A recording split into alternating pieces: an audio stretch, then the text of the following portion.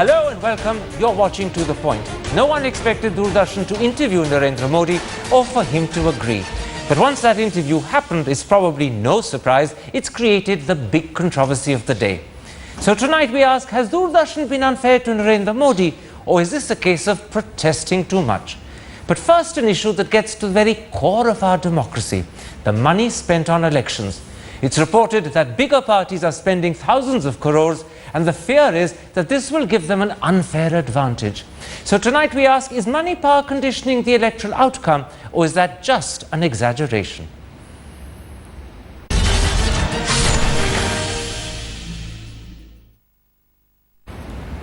In a recent article in the Economic Times, the well-known journalist Siddharth Varadarajan has called for a cap on the amount political parties can spend on a general election campaign. Whilst there are clear limits at the constituency level, there is none for political parties at the national level. And this loophole, it's claimed, undermines the level playing field that is essential during any campaign. But how serious a problem is this, and what should be done about it? Joining me now, Siddharth Varadarajan himself. I also have former Chief Election Commissioner S.Y. Qureshi, Aam Aadmi Party candidate and University Professor Anand Kumar, and from the BJP, its national spokesperson, Sambit Patra. Siddharth Varadarajan, in a recent article in the Economic Times, you pointed out that whilst candidates are not allowed to spend more than a sum varying between 54 and 70 lakhs, depending upon the size of their constituency, political parties can spend as much as they want. And you say this is a loophole that needs to be plugged. Why is this a matter of such concern?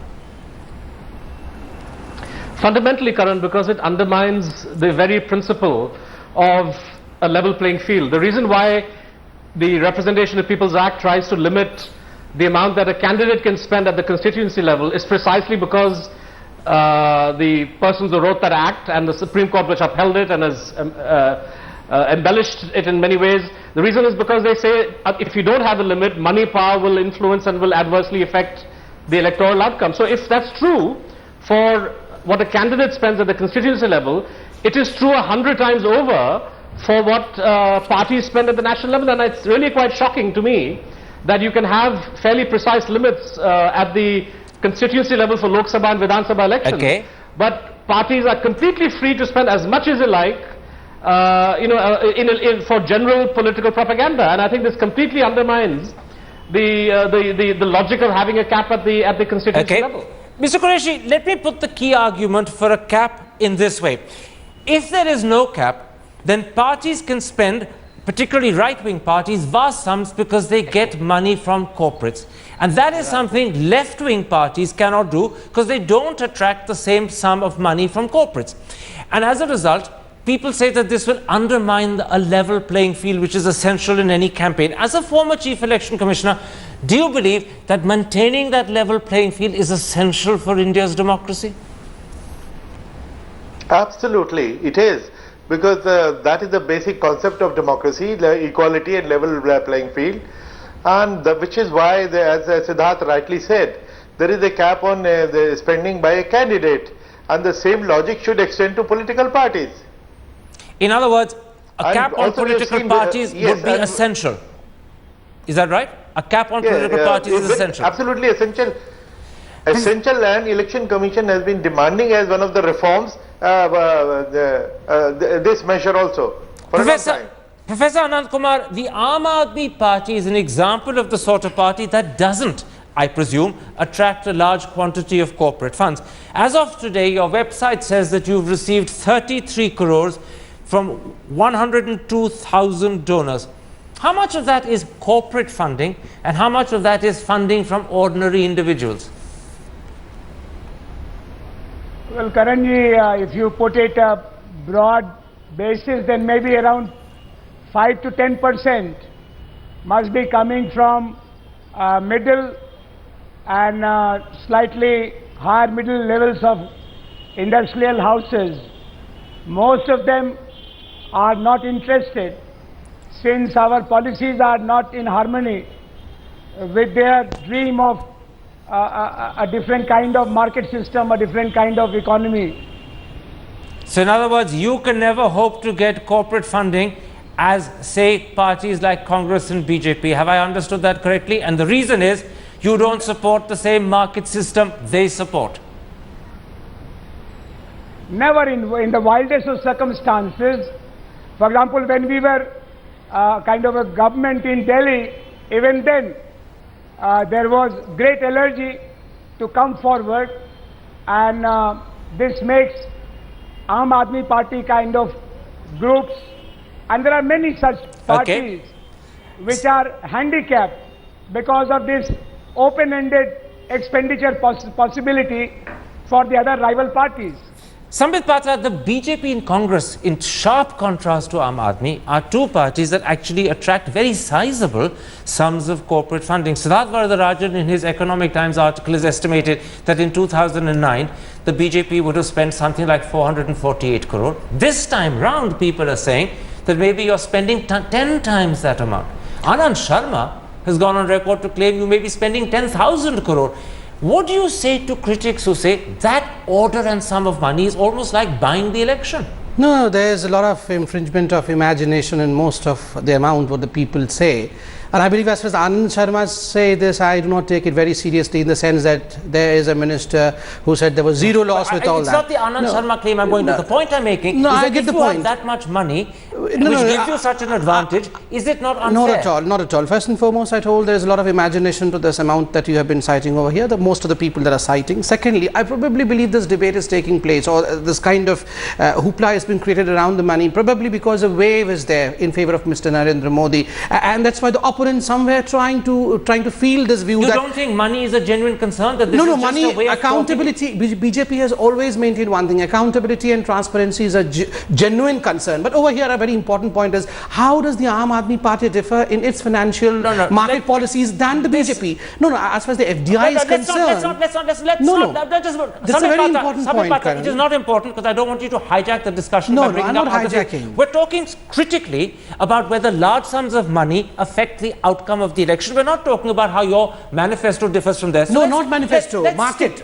Why the market would like to invest on us or in them? Just a moment. Let's stick to the issue that we're talking about. It's critical that we do it. The audience wants to learn and hear.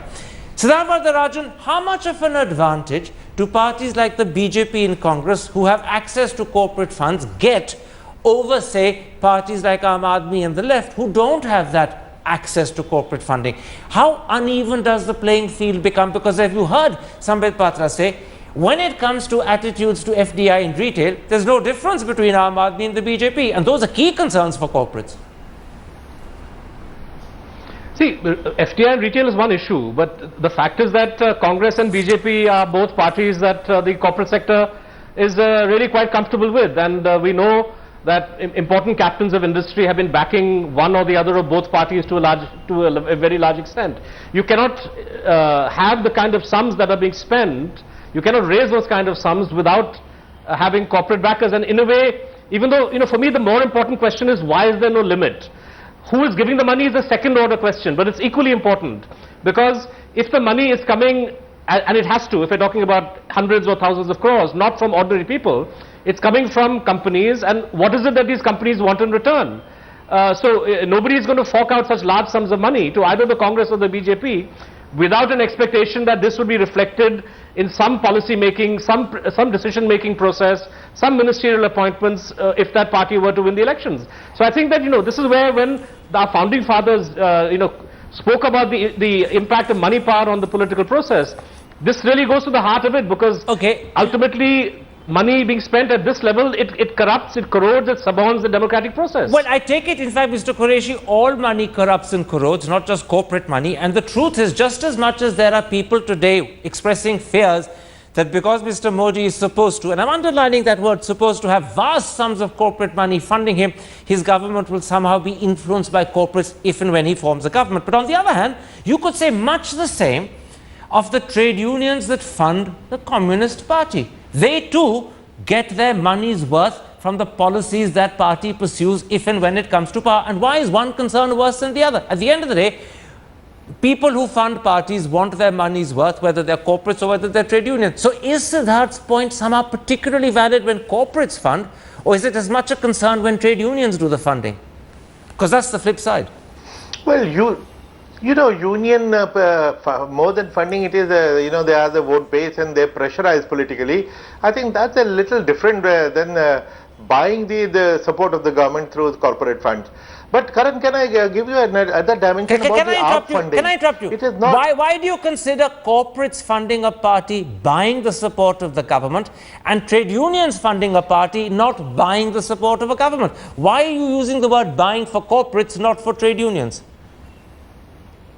Well, maybe you can use that word loosely, but that will only dilute the debate, because obviously there is no the free lunch. There is quid pro quo. If they give you the money, big money, if they want some favor, license or contract or even appointments, appointments of the ministers, not to talk of bureaucrats. So, and that is where, you know, this the corporate, what is the crony capitalism, that term has also come out of that. Let me bring you in at this point, Professor Anand Kumar. You're speaking to us from Varanasi, where Arvind Kejriwal is pitted in a very tough fight, it said, with Narendra Modi. Now, one advantage Narendra Modi has is his nationwide popularity, but a second advantage he has is his funds. How worried and concerned are you that the access to funds could actually tip the difference between Arvind Kejriwal and Narendra Modi? Well, it's a very important difference. So far as popularity is concerned, Shri Narendra Modi has a very good competitor in Shri Arvind Kejriwal. But when it comes to funds, you can see the face of Shri Narendra Modi all over, from morning newspaper to the toilet walls of the city, to the cabs, to the huge hoardings. And so far as Arvind Kejriwal is concerned, he is there only when he is in a press conference, or one photograph or the other when he is doing his meeting or some kind of door-to-door contact. Huge difference of repeating the same images again and again, and another person's image only occasionally. It's very uneven, and it makes the voters nervous and overwhelmed by this too much of publicity, and this is very, very dangerous for future. Let me give me money and I give you a seat.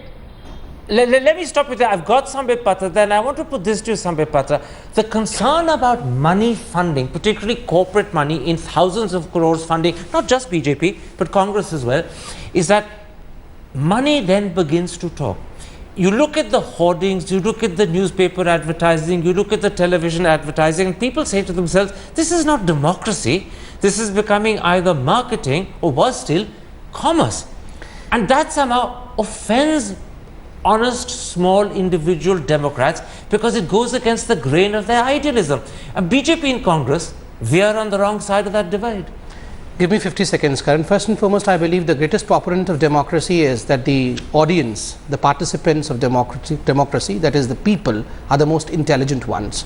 So whether you market your product, whether you hypermarket your product, whether you try to sell your product, the people know as to whether the product is saleable or not, whether the product should be voted for or not. In other words, no matter how much money you spend, the voter is more intelligent. However, how much money you drain, you cannot fool the people. And secondly, and most importantly, currently in the whole discussion, we have left out the third most important devious mean of money. You talk of trade unions, you talk of crony capitalism and the corporates, but you don't talk of foreign funded NGOs. There are NGOs, foreign NGOs also who have a devil attitude of funding these elections. Funding is not allowed for political campaigns. So let's leave that out. Let's not again sidetrack the issue with a little pet prejudice of yours. Keep those aside for now, please.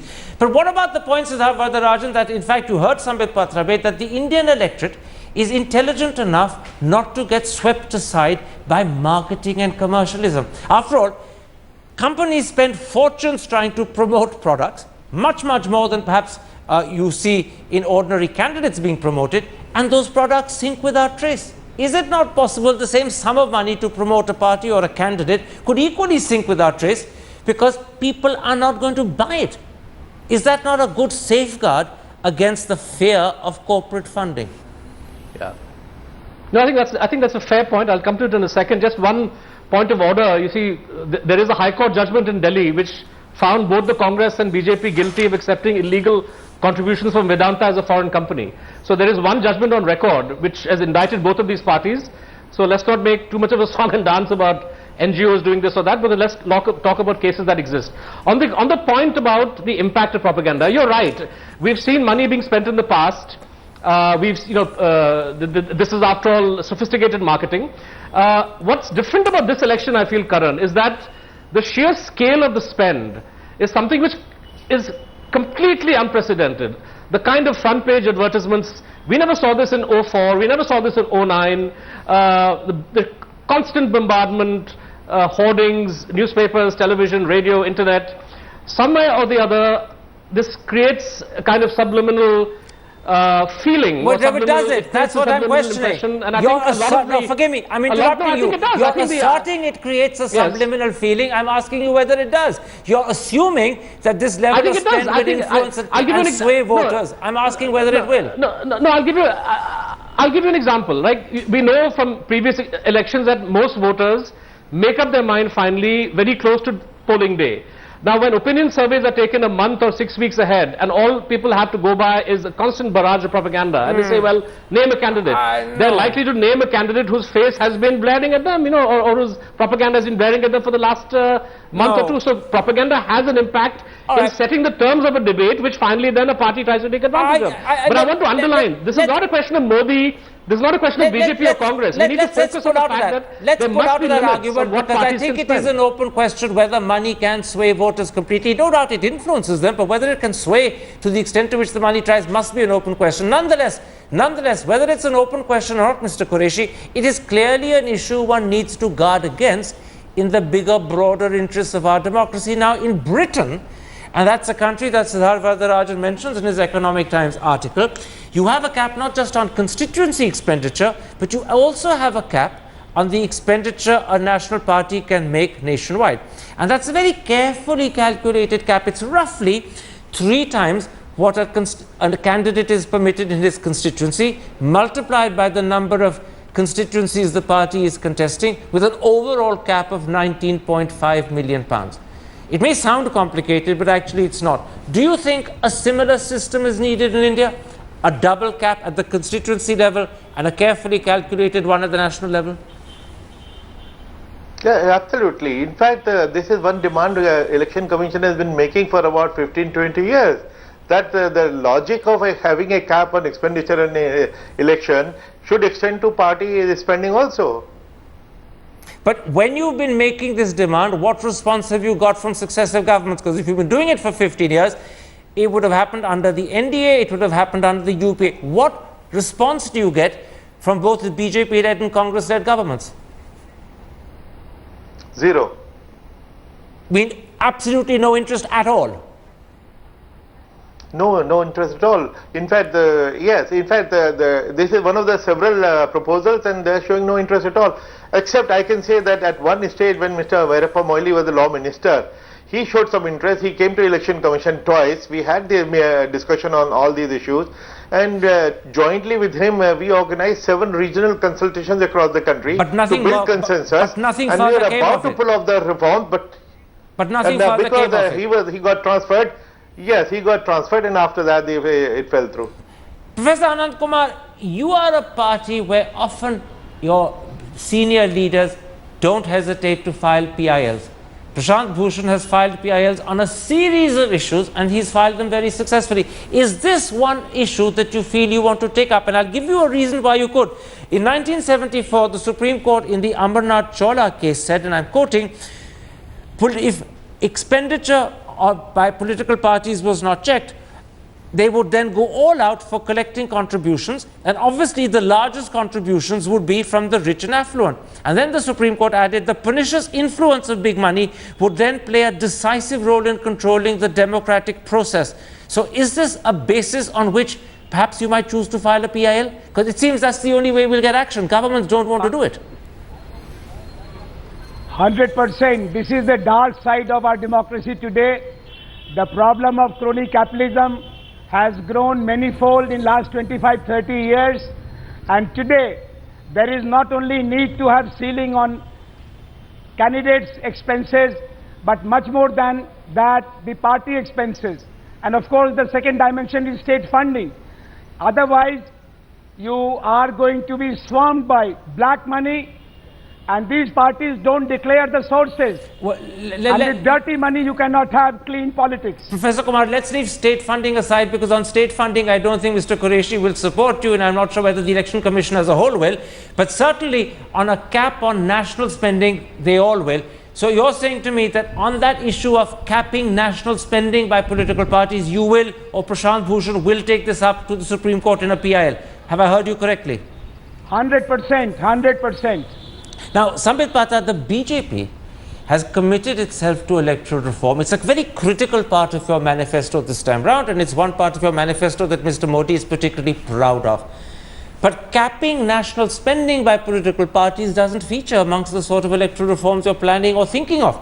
Are you prepared to take that one step further after what you've heard, not just from Mr. Qureshi, but also Siddharth Varadarajan? Or would that be striking at an advantage you don't want to lose? First and foremost, I would like to say it's not an advantage which we won't want to lose, and the advantage over here is the personality and the vision of Mr. Narendra Modi. No amount of price can buy that. He has it inherently built. But the second important issue is, let me remind you of the fact that it was L.K. Advani who proposed from BJP side state funding of elections. We're not talking about state funding, we're talking about capping national funding. Come back to that. I mean, that itself shows that we have an intention of accountability, we have an intention of transparency. Just a moment. I said that you are committed to electoral reforms. Yes. But this particular electoral reform that we're discussing tonight is not one you're committed to. And I'm asking you, will you take it up or will you not, because you benefit from not doing so? No, we are not benefiting by not doing so, but we'll definitely take it up. You will? Yes, why should we not take it up? No. As national spokesman, you're committing your party to this. Let me complete a sentence. We'll definitely take up any issue which brings about accountability and transparency to the process of electioneering in India. You're very glib, but I don't want glibness to be the answer today. Answer. I'm going to repeat the question, then you answer it. Are you saying that the BJP will take up this particular electoral reform, that there should be a cap on national spending by political parties, which is different to capping constituency-wise spending? Are you saying you'll take that up? I was very categorical over here, though it has a broader scope. I still repeat my sentence that anything that brings transparency and good democracy to India would be a welcome feature by Bharatiya Janata Party. Siddharth Varadarajan, you're someone who's actually drawn the attention of the Indian people to this loophole. You believe it needs to be addressed. You've heard this answer from Sambit Patra. Prima facie, it does sound that because it's a measure that would increase accountability and transparency, they will take it up. But do you believe they will? Because at the moment, parties like Congress and BJP benefit from the fact there is no national cap. So will they lose that benefit by undertaking a reform? Absolutely. I thought the BJP spokesman was being quite evasive, quite careful in his choice of words. The problem is not just to the BJP though, and I think it's important to remove BJP and Modi from this discussion. I mean, they're the largest spenders, but the fact is that regional parties, what the ADMK or DMK are spending, what Jagan and the TDP are spending in Andhra Pradesh, it's a scandal. And, this really needs to be curbed. And another reform which, Trilochan Shastri of the ADR has been talking about is that it should be a criminal offense for any other individual to spend money on behalf of a party or a candidate. No, let's not go on to other reforms and confuse the issue. Let's stick to this one. That money is also then assigned to the candidate or the party. All right. In other words, what you're saying to me, not just what the party spends, what individuals spend on their behalf. Yeah, but let's not confuse and talk about too many reforms at one go, because we lose focus. It's critical we stick to one reform.